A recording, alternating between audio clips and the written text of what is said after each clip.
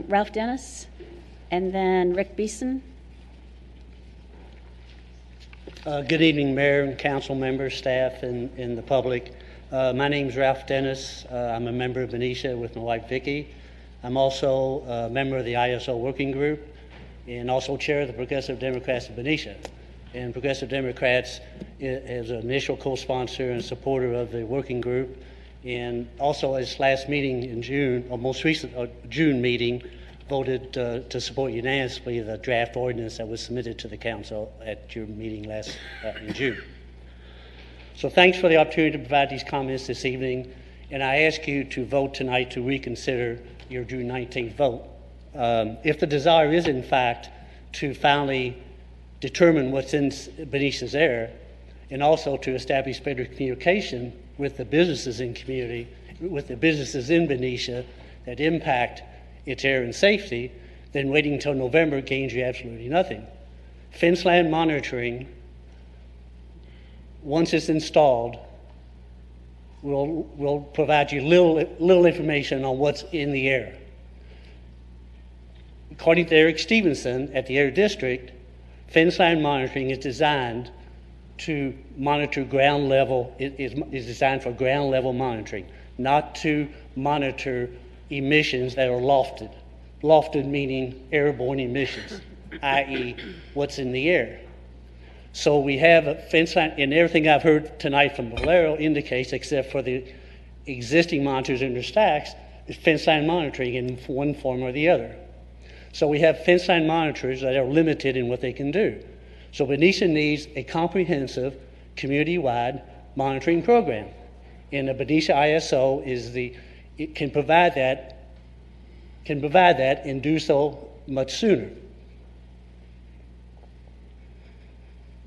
And by doing it sooner, it provides the city and the community more quickly to tap into those resources at the Air District to implement community monitoring.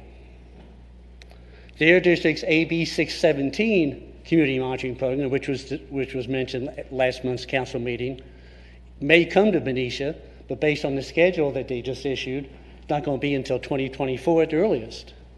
In the other community monitoring programs that BACMed has discussed, most recently in a March meeting here in Benicia, that's outside of AB 617, that's yet to be clarified.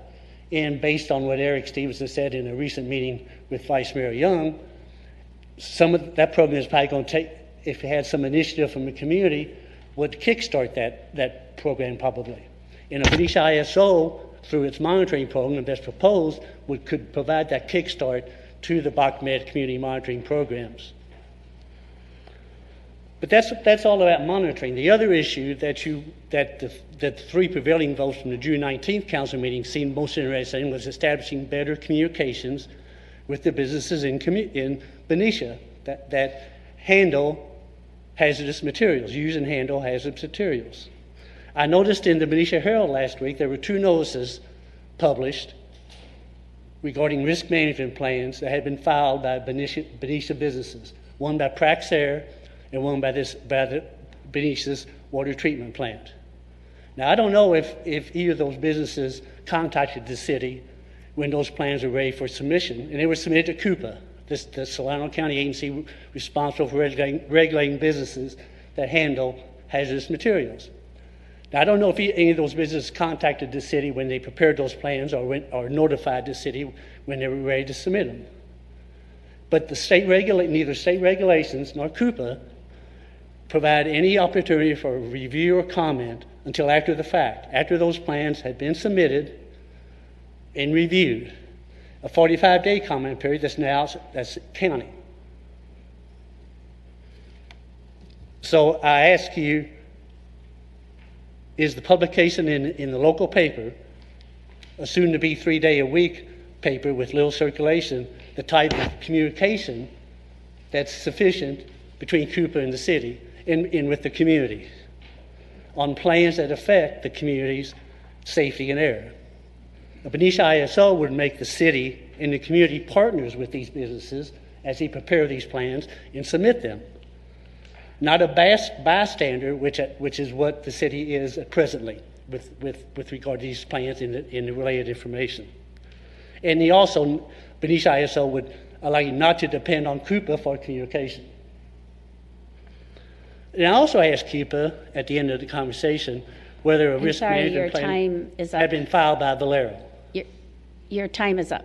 It was filed in December 17. I don't know if anyone Valero contacted the city at that Thank time. you, Mr. Thank Dennis. Rick Beeson, Chris Francis, and Kathy Carriage. Hello, I'll keep this real short because it's getting pretty late. Anyway, my name is Rick Beeson. I've been a resident here for 20 years, and I'm a member of the ISO working group. I had a lot I was going to say, but to really tell you the truth, after listening to these gentlemen that showed up here tonight, it took 14 months for them to show up and talk to us and tell us what was going on at all. And that concerns me very deeply. It almost seems like the only reason that they're sitting in here tonight and they're trying is because they're being forced to by the ISO group, and almost like we're threatening with some kind of new regulation over here. And so I'm a little not trusting, these gentlemen, they're going to come forward and they're going to do all this stuff on a real nice, timely basis and stuff without us being able to have hardly any input at all. So I'm going to ask the city council to vote for rehearing of simply reviewing the draft ISO. That's all we're asking you to do, and starting that right away. So thank you. Thank you. Are there any questions of Mr. Beeson? All right, Chris Francis, Kathy Carriage, and Mark Plubel.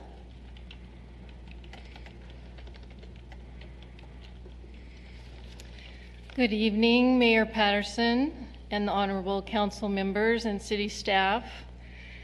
My remarks are pretty simple. My name is Chris Francis. I live on La Prenda Avenue. I grew up here. My family moved here in 1958. I've taught school here, raised family here. I volunteer here. And I'm just, a gosh darn fine citizen. I'm a good neighbor as well.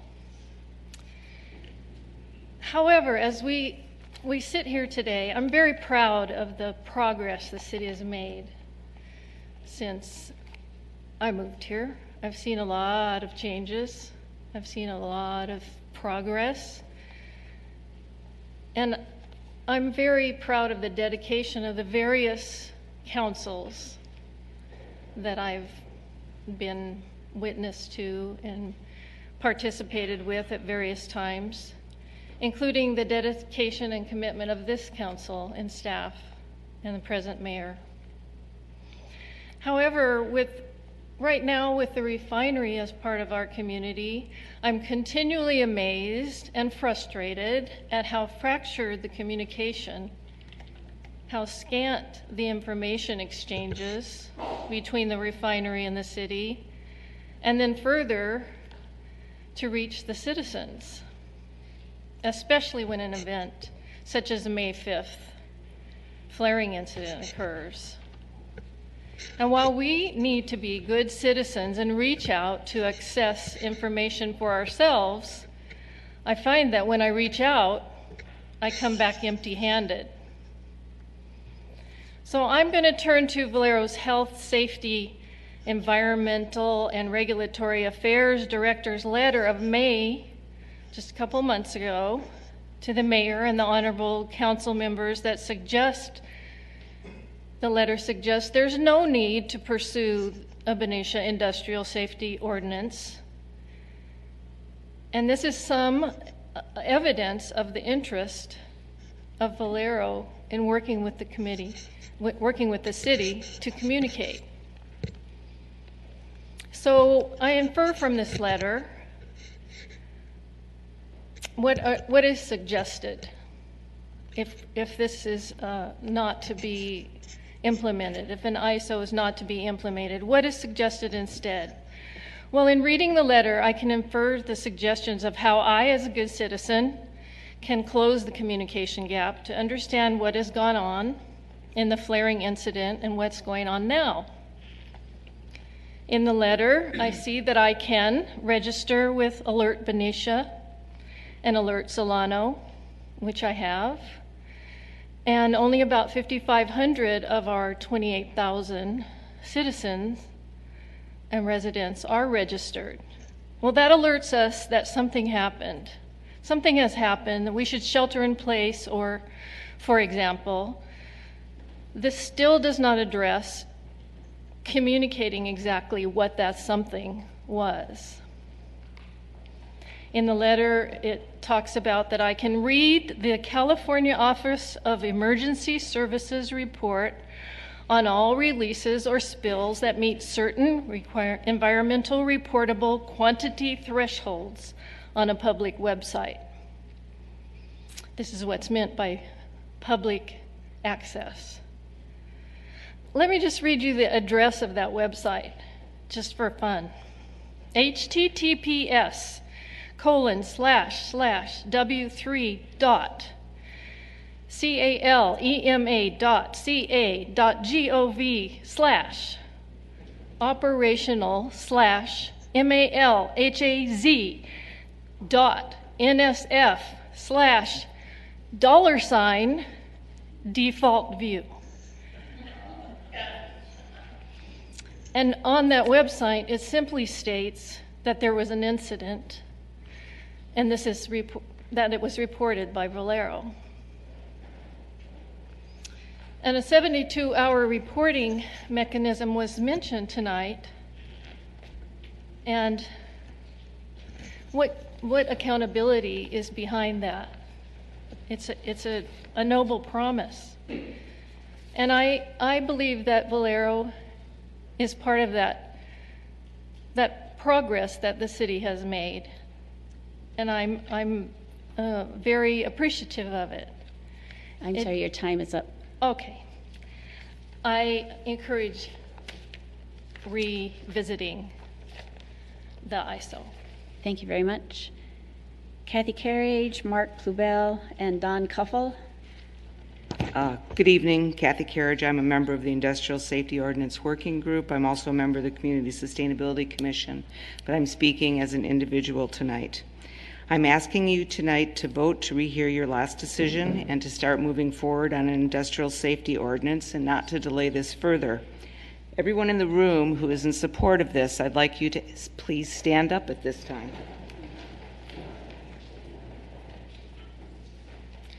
I think we have pretty overwhelming community support of this. I feel some degree of urgency about this. I know this isn't going to happen overnight, but we need to start moving forward. I'm especially concerned that that Benicia is not an afterthought, but we're part of the process. I'm concerned about the loss of electricity at the refinery. We know a year ago there was a loss of power that resulted in a massive release of toxic chemicals. I'm concerned that the refinery is in no better position now if all power was cut off. I'm concerned about this total lack of power, which could easily happen in a major earthquake where we would be looking at no electricity, not for minutes, but for days.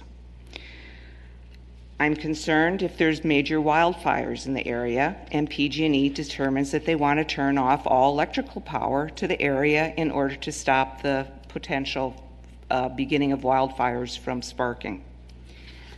What is Valero going to do if there's no power, period? We're in a year-round fire season now, and we know fires get worse in the fall, and that's also when the wind happens to usually be blowing towards the west. So not only could we have huge toxic releases, they could happen when the wind is blowing over our residential areas. We do need air monitoring stations in our community. I was very pleased to learn about all the stations that are being set up, but there aren't any by our elementary schools or high schools. There aren't any by other areas in the community where we really should be seeing what's in the air. We need, and none of that is in Program 4. We need help with emergency planning. That's not in Program 4. We need to start to act now, and we can't depend on the county or the state or the EPA to protect us. The county didn't really help us when we were dealing with the toxic waste dump in town. I'd like to just tell you a little bit more about what Ralph found out from the county. There are no plans for public hearings about the plans that have been filed by the two industrial sources. They seemed surprised when they were asked the question about having public hearings. There are no copies of the safety plans for review online or in public libraries. You have to drive up to Fairfield to see the plans. Valero evidently filed a safety plan, a risk management plan in December 2017. It's still under review by the Coupa staff. We don't know if Valero told anyone in the city about this, if anyone was notified about this, or if Coupa notified anybody about this. And it appears Coupa will release this for comments, basically, it sounds like, after they've approved it. So I don't know if we can depend upon Coupa to keep us informed about these results. We can't depend on the EPA. Every day at the EPA, environmental protections are being eliminated and slashed. We can't necessarily depend on the state. The monitors under AB 617 maybe in 6 years, but only if we're a designated community. The Air Board is talking about a community monitoring station, I believe, but we don't know when that will go into effect. So we have to do this work ourselves. And I don't think we can depend upon other parties to do it. And as the one gentleman said, he thought that having a big government bureaucracy would be better. I tend to disagree with that. I think if we had our own experts who we could hire with experience, because we can use people from Contra Costa County who have been doing this for years, instead of relying upon the county who's new to all this, we essentially are in much more of a position to control our own fate. Thank you very much. Thank you. Are there any questions, Ms. Carriage? All right. Mark Bluebell, Don Cuffle, and then Marilyn, you didn't submit a card, but I'm going to call you because you wanted to, okay. Good evening, council and staff. My name is Mark Bluebell. I thank you for the opportunity to speak tonight on this subject. I'm here representing the heat and frost insulators and allied workers, Local 16, Northern California. Our office right here in Benicia on Park Road, right at Industrial. I go there every day. My wife works there in the office. She goes there every day. No fear of being near that refinery at all. We have the monitor, that yellow dot or the orange dot that was on, that's right in our backyard. We feel like the refinery has done a great job in protecting us. I've worked at all 5 of the Bay Area refineries over my career. I've only been a business agent for 6 years. And I believe Valero is the safest of all the refineries out there. I got some facts to read now. We greatly appreciate the work that Valero has done to meet and collaborate with the city since June 19th council meeting. I have to say I'm confused as to why Benicia ISO is being brought back up when the council has already voted on this. As the council is aware, California's new statewide regulations are the best in the United States, if not the world. They were put together by the governor's task force of experts on refinery safety and included labor unions, and took 5 years and countless resources to develop. As discussed on June 19th, these are far more extensive and comprehensive than this draft that was prepared by the Civilian Working Group. It's very concerning that the working group's draft is even being talked about as if it's on the same level of expertise as it exists in the state level. The mayor is clearly biased on this issue based on the letter she signed and the press conference she spoke at, both calling for end of the oil and gas industry.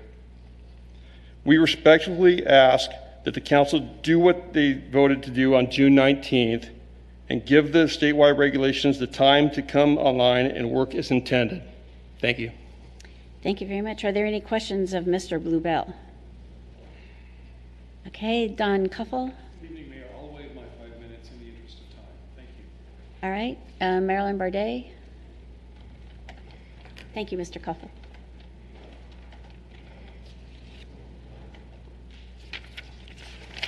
Marilyn Bardet.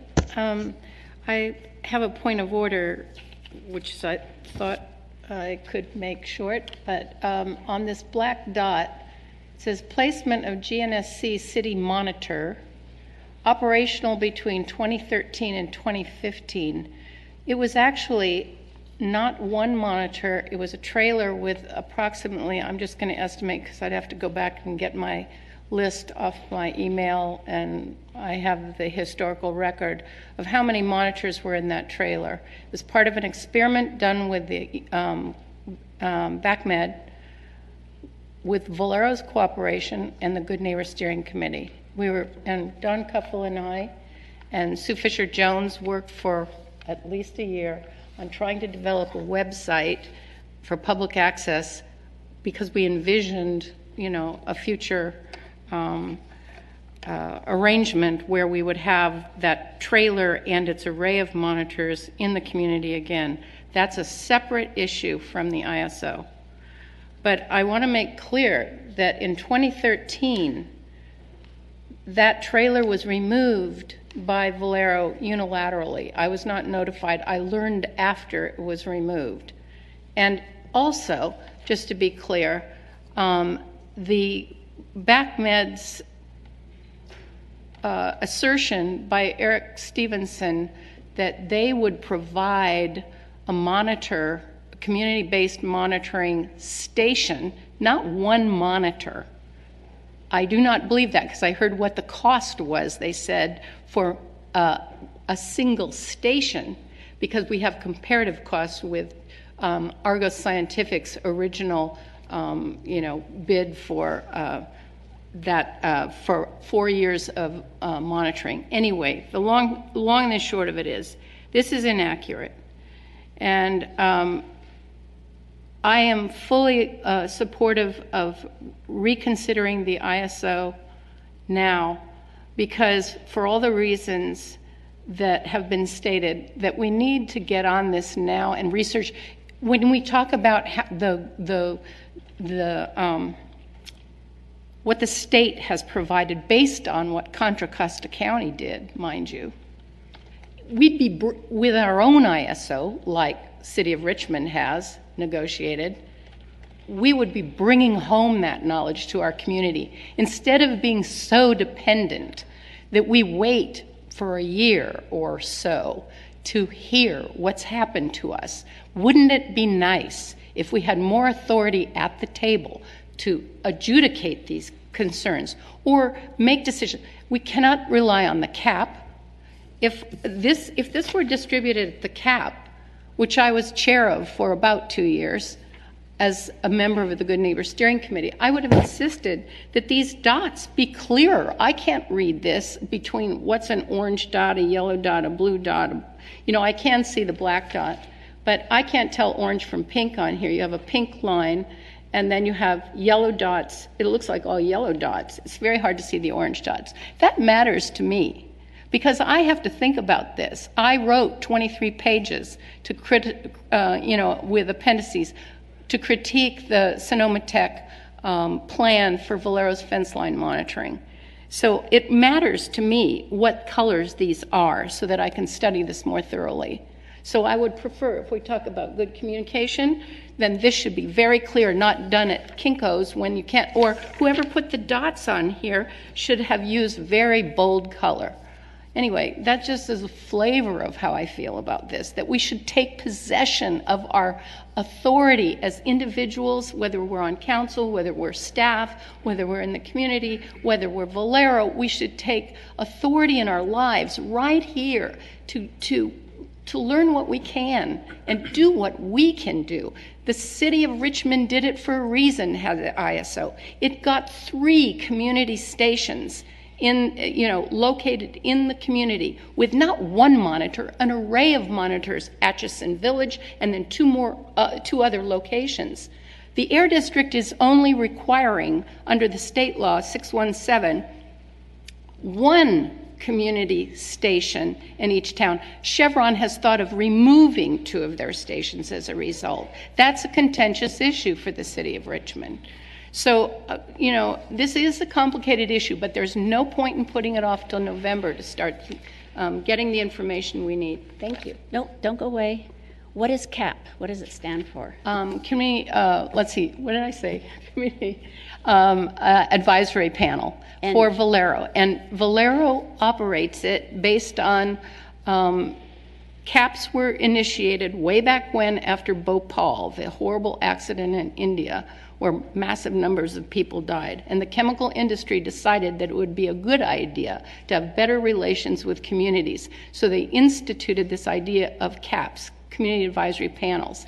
And so industries that are polluters or have major hazards on board voluntarily said, okay, but a community had to desire to have a CAP. So we got 100 signatures to institute a CAP with Valero, but it exists at the will of Valero, not the community. You can't have you can't have a reporter at the meeting unless Valero agreed to that. And there was only one requirement, to have a public meeting once a year that Valero would, lead. So I'm getting prodded to shorten your answer. My next question is, when was the last time it met?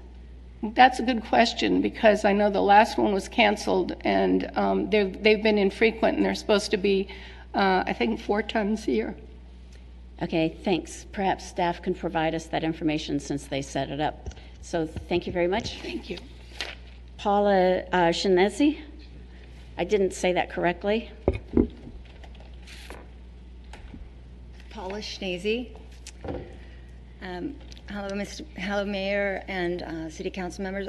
I just have 10 seconds, really. I just want to remind everybody we got a lot of information tonight, and it was really helpful, especially Mr. Malika, very informative. Really, the point of tonight's meeting is, should we just start to get the information, the expertise? I mean, a lot of people are coming back and forth and talking. Should we move forward? If the experts say no, we got all this information, why be redundant? Then we'll know. Let's get the information and move forward. And why wouldn't Valero encourage the city council to do whatever they need to do to keep the community safe? Why would they say, no, don't get the experts, don't bring them involved? So that's all I need to say. Just tonight's meeting is, do we get the experts? Can we move forward and take it from there? Thank you. Thanks very much. Those are all the cards I have. Anybody else wishing to address the council on this item?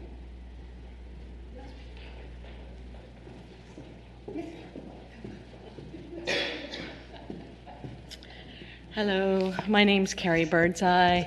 I'm here as a private citizen and not a member of any commission. Greetings, Mayor, City Council, staff, and everybody that's here tonight, including Valero showing up big time. We really appreciate that. I urge the City Council to reconsider moving forward with staff hours and resources to review the industrial ordinance, the draft safety ordinance, now. I really appreciate what we've heard from Valero, and in my mind, the draft is already making a difference. I've read the draft ordinance, and I see nothing in it that is anti-fossil fuel or anti-Valero. What it is it's about health and safety and communications for our community. It can be an avenue for more transparent community dialogue with Valero. It can work towards helping Valero be the best neighbor it can be. The local industrial safety ordinance does not need to be duplicative of existing or new state regulations. But it can pick up exactly where the state regulations leave off.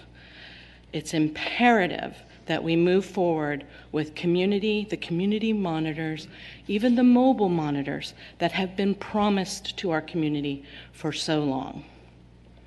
We need to know what's in our air. I have 2 kids that I've raised in this community. They were at the schools on May 5th last year. I stood outside trying to get them out of school, not knowing what was in our air. 17 months later, I still don't know what we were exposed to. A local industrial safety ordinance can ensure timely incident reports and regular dialogue that can help heal the fear and distrust that many Benicians still feel today. That's why I join a chorus of community voices in asking the city to please reconsider your last vote and give the draft ordinance the review that it deserves. Thank you. Are there any questions of Ms. Birdseye? Seeing none. Anybody else wishing to address the council on this matter? Good evening. Thank you for all the difficult work on this. My name's Jack Russell. I urge you to reconsider the investigation of the draft order. My understanding with this ISO is that it could potentially give the city the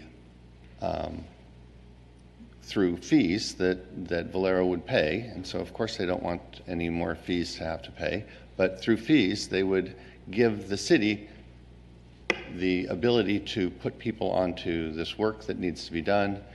It will give all of our future city councils a better idea of what's going on. It'll give the citizens more information. There's a big concern last time I heard the discussion about redundancy. I think most of the redundancy is a matter of filing papers that they already have and providing them to you. That doesn't sound like too much trouble to me. So please at least look into this for us. Thank you. Okay, are there any questions of Mr. Russell?